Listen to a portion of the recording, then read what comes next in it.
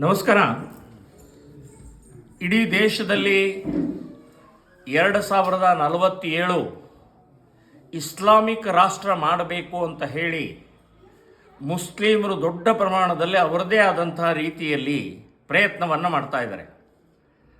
ಬೇರೆ ಬೇರೆ ರೀತಿಯ ಜಿಹಾದ್ಗಳಲ್ಲಿ ಲವ್ ಜಿಹಾದ್ ಅನ್ನುವಂಥದ್ದು ಬಹಳ ಡೇಂಜರಸ್, ಬಹಳ ಅಪಾಯಕಾರಿ.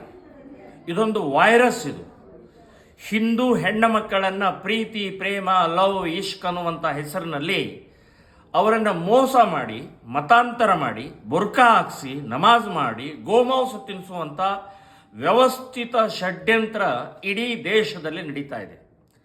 ಸೊ ಇದರ ವಿರುದ್ಧ ಶ್ರೀರಾಮ್ ಸೇನೆ ಸಂಘಟನೆ ನಾವು ಹುಬ್ಬಳ್ಳಿಯಲ್ಲಿ ನೇಹಾ ಹಿರೇಮಠ್ ಅನ್ನುವಂಥ ಒಬ್ಬ ಸೆಕೆಂಡ್ ಇಯರ್ PUC ಓದ್ತಾ ಇರುವಂಥ 19 ವಯಸ್ಸಿನ ಹುಡುಗಿನ ಹಾಡು ಹಗಲೇ ಕಾಲೇಜ್ ಕ್ಯಾಂಪಸ್ನಲ್ಲಿ 27 ಬಾರಿ ಚಾಕು ಹಾಕಿ ಒಬ್ಬ ಮುಸ್ಲಿಂ ಮತಾಂಧ, ನೀಚ, ದೇಶದ್ರೋಹಿಯಾದಂಥವನು ಕೊಂದಾಕಿದ. ಸೊ ಆ ಸಮಯದಲ್ಲಿ ನಾವು ಇದನ್ನು ಗಂಭೀರವಾಗಿ ತಗೊಂಡು ಈ ಹಿನ್ನೆಲೆಯಲ್ಲಿ ಲವ್ ಜಿಹಾದ್ಗೆ ಒಂದು ಹೆಲ್ಪ್ಲೈನ್, ಒಂದು ಸಹಾಯವಾಣಿಯನ್ನು ಡಿಕ್ಲೇರ್ ಮಾಡಿದ್ವಿ. ಈಗ 2 ವರ್ಷ ಆಯಿತು.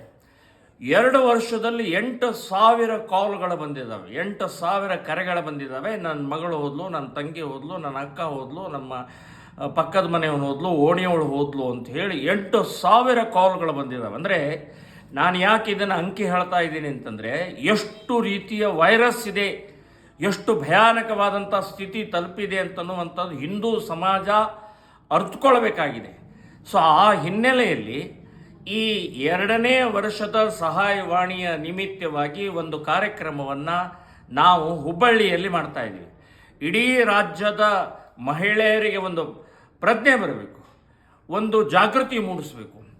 ಏನಿದು ಲವ್ ಜಿಹಾದ್ ಅಂತಂದರೆ, ಇದನ್ನು ತಪ್ಪಿಸೋದು ಹೇಗೆ, ಇದನ್ನು ತಡೆಯೋದು ಹೇಗೆ, ಇದನ್ನು ನಾಶ ಮಾಡೋದು ಹೇಗೆ, ಇದನ್ನು ನಿಲ್ಲಿಸೋದು ಹೇಗೆ, ಇದಕ್ಕೆ ಪರಿಹಾರ ಏನು ಅನ್ನೋ ದೃಷ್ಟಿಯಿಂದ ಜೂನ್ 14ನೇ ತಾರೀಕು ಭಾನುವಾರ ಹುಬ್ಬಳ್ಳಿಯಲ್ಲಿ RN ಶೆಟ್ಟಿ ಕಲ್ಯಾಣ ಮಂಟಪ ಅಂತನ್ನುವಂಥ ದೊಡ್ಡ ಕಲ್ಯಾಣ ಮಂಟಪದಲ್ಲಿ 5,000 ಜನ ಮಹಿಳೆಯರ ಸಮಾವೇಶವನ್ನು ನಿಶ್ಚಯ ಮಾಡಿದ್ದೀವಿ.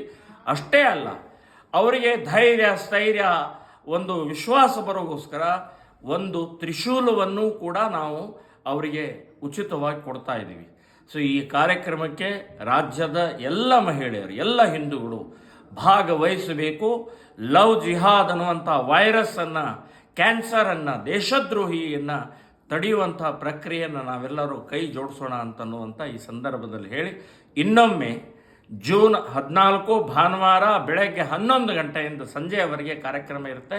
ತಾವೆಲ್ಲರೂ ಭಾಗವಹಿಸಬೇಕು ಅಂತ ಹೇಳಿ ವಿನಂತಿಯನ್ನು ಮಾಡ್ತಾ ಇದ್ದೀನಿ. ಜೈ ಶ್ರೀರಾಮ್. ಜೈ ಶ್ರೀರಾಮ್.